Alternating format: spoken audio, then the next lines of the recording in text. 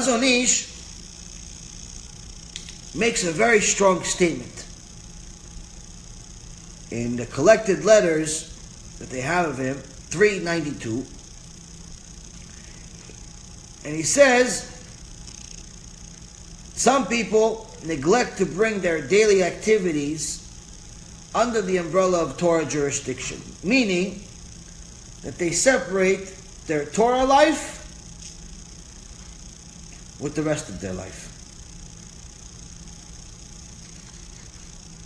So when I'm in a Beit Knesset, I'm going to speak Divrei Torah. I'm going to listen to the Rabbi's speech. I'm going to pray. I'm going to do whatever I got to do. But when I'm outside, I'm free. I'm going to talk about baseball, football, basketball, business nonstop. I'm outside. I'm not talking about when you have to do it for the purpose of work. Obviously, you have to do it for the purpose of work.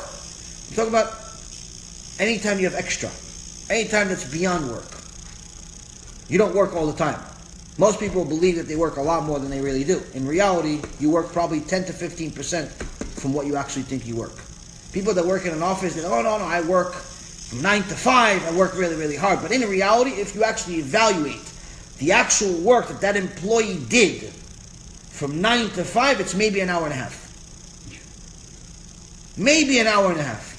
Most of the time, you went to the water, you went to the bathroom, nonsense between employees, playing with the papers, looking on the internet, checking his text message, going to the bathroom again, smoking a cigarette, wasting time. Or no, there's no work to do, or he doesn't know, or he's just wasting time, or he's looking at the air, or he's daydreaming. He's not actually working. This is a fact of life. I didn't make this up. This is a reality. 9 to 5, you didn't work for 8 hours. Sorry to tell you. If you actually think you work 8 hours a day, you're sadly mistaken. Even if you people, no, I drive a cab. I work nonstop. Listen, you're pressing a gas pedal. You go from place to place. Yes, over an extended period of time, it's very, very difficult. It's hard on the body. But in reality, you're also enjoying yourself at the same time.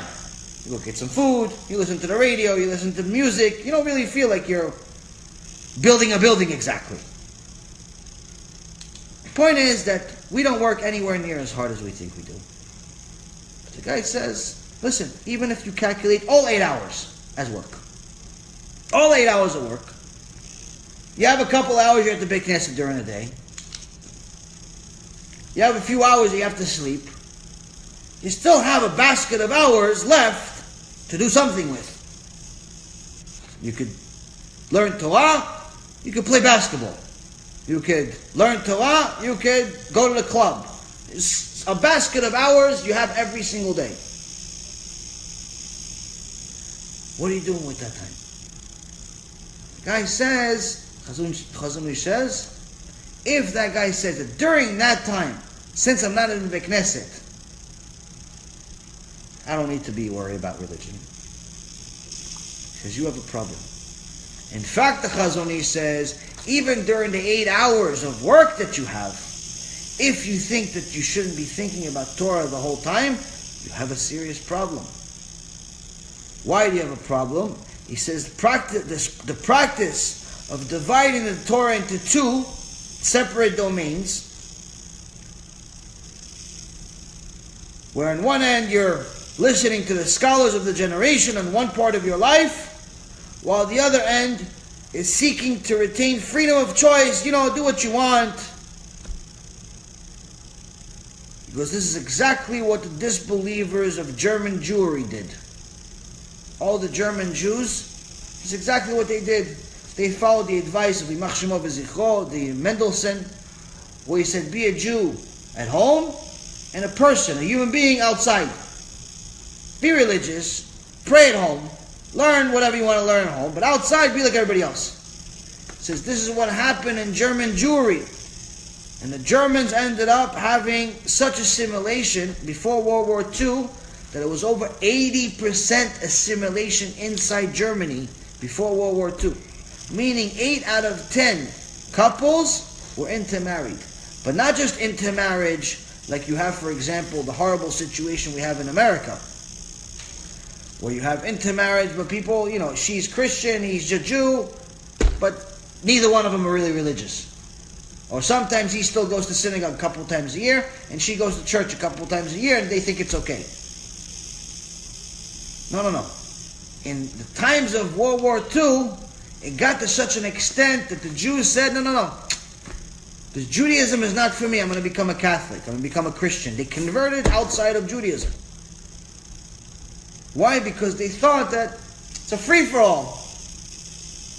It's a free-for-all. The Chazon says, such practice of compartmentalization is counted among those who have no share in Olam Haba and cannot even be used as valid witnesses. Someone that compartmentalizes Judaism, where he says, listen, Bet Knesset, I'll be Jew. Outside of Bet Knesset, I have my own life. I got to run my business the way I got to run my business. I got to run my family the way I run my family. I got to run my friends the way I run my friends. He says, if you compartmentalize Judaism, you can actually lose your Olam Haba because of that, Chazon says. Why? Because Torah has to be on your mind at all times. Why? When you're in business, you have to say, wait a minute, is my business kosher? To start off the business, before we think about the laws of business, before we think about the details of my business, is my business kosher, Bichlal? If you're running a Ponzi scheme, obviously not kosher. If you're cheating people, it's not kosher. If you are dishonest, it's not kosher. You have to change a job. Yeah, but it's going to take me a while. I'm going to make less money. Who cares? There's no exceptions. If your business is not kosher, it's not kosher. So now going into the details of the business. How you treat your customers, how you treat your partners, how you treat your employees. Every single detail must be in mind, not because you want to be nice, not because you're trying to get the Employee of the Month award like they have in Publix supermarket. They have the plaque and the guy's smiling. He gets $8 an hour, but he's smiling in the picture, Employee of the Month, like it really means anything. The guy can't afford to pay your bills because he makes $2, but they put a picture on the wall to make him feel good. No, my friend. The reality of it is, you have to be nice because Hashem said so. You have to be honest because Hashem said so. You have to be productive because Hashem said so. Because if you're not productive at work, don't work. Go to kollel at least. Don't waste your life is what he's saying. Because if you are going to say, no, Torah is for synagogue only, he says, my friend, you have a much bigger problem than you imagine. Because once we think that Torah is only for a certain part of our life, then we can start feeling comfortable wasting our life. Then when we have free time, we say, oh, come on, Rabbi, I don't want to learn now. I want to take a break. There's no breaks from Torah. Torah is 24 hours a day. To such an extent that to avoid the danger of what Chazal says when there's two people are there and they have a meal, or they're together and they walk together, and they're not sharing Torah at that time, there's a heavenly mekatreg, a prosecutor in Shamayim, coming to Hashem and say, Hashem, let's kill them. There's no purpose for their creation. What are they doing? They're just living in the world. The ant is also living in the world. The cow is also living in the world, but at least it's serving a purpose. It's eating the grass. So it can create more waste, so it can create more fertilizer. What's he doing? Even his waste doesn't become fertilizer anymore. It goes into a bathroom. They're wasting their life, Hashem. There's a mekatreg. There's actually a malach that comes to Hashem and says he's wasting his life. Let's get rid of him. To avoid the danger of ever having this mekatreg chas v'shalom, each person has to have some dvar Torah every day. In his mind, that he's ready the minute that he has somebody next to him, they're eating, they're drinking, they're smoking a cigarette, even though you're not supposed to smoke cigarettes, but people smoke. You're alive, you're with somebody, you're with another Jew, always have, instead of talking about baseball, basketball, shtiyot, all this stuff, have a dvar Torah. Hey, you know what? You hear this chidush, you hear this, you hear that. Then you say, come on, Rabbi, I can't learn that. I work so much, I have a family, I have this, I have that. It's hard for me to think of a chidush, to think of something new every day. So Hashem made it easy for you. There are plenty of books by great rabbis that they made like something called like a daily planner. It's like a calendar. Sometimes it's in the form of a book, sometimes it's in the form of a calendar, and you can put it on your desk, and there's a quick verse or a quick Dvar Torah next to it. I know there's one that I just sent to one of my students in New York by Rabbi Twersky, that he had like a daily chidush. Daily thing, like a daily, I don't know, it takes 40 seconds, 50 seconds to read a few things, like a thought, but it's connected to Torah. Have at least 1, 2, 3, or 4 of them in your mind at all times. If you don't have a good memory, have it on your desk, have it in your drawer, have it available. Have it, start acting as if it's an emergency. If you start treating Hashem's chidushim like an emergency, the beauty is going to start giving you new ones without you having to have the book. So now it continues. Now what if I start treating this Torah like it's something special? If two sit together and they do share words of Torah,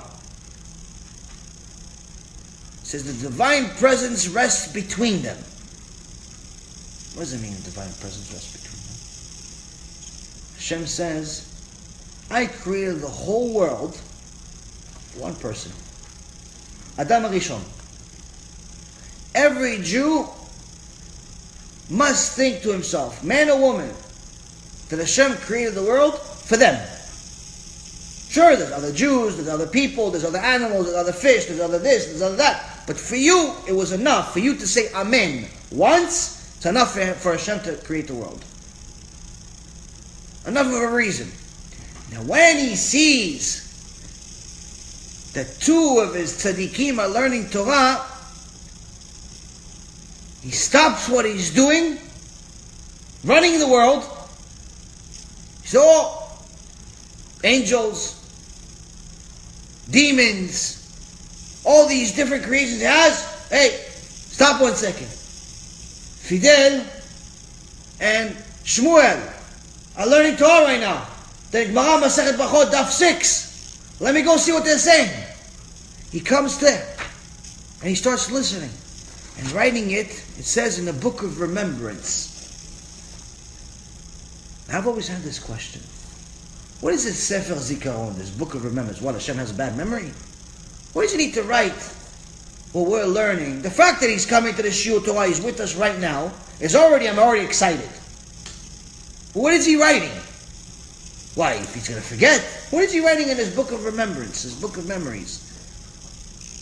He has a good memory. What is he writing it for? Chazal explained to us something scary but good to know.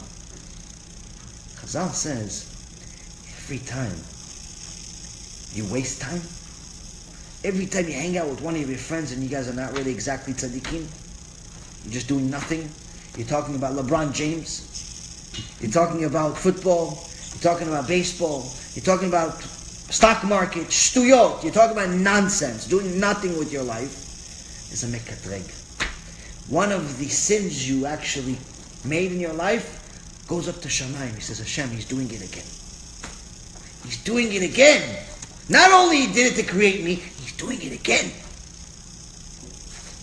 Hashem, it's time. He prosecutes against you. Gemara says, Satan, Malach HaMavet, and Yetzirah, same thing. First, Yetzirah convinces you to make the sin. Then the Satan, Mastin Alecha, he goes up to Shamayim and says, Hashem, look, he's doing it again. He's doing it again. Look what he did.